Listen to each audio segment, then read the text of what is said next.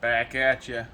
Today we have a 2019 Honda CR-V. We're doing a preventive maintenance on the rear differential.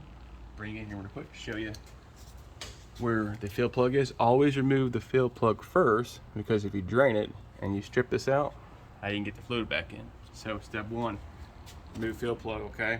And this is the drain plug right here. This has 49,000. This is the first time it's ever been serviced.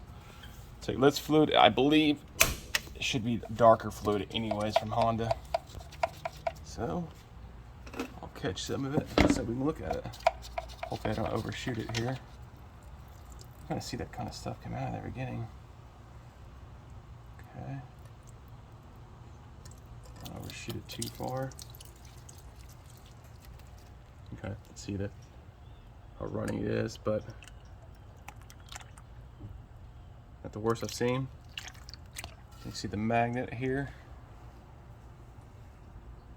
So definitely guys, do your preventive maintenance, because if you want the vehicle to last longer, it will. And remember, always, if you're gonna do it right. See ya.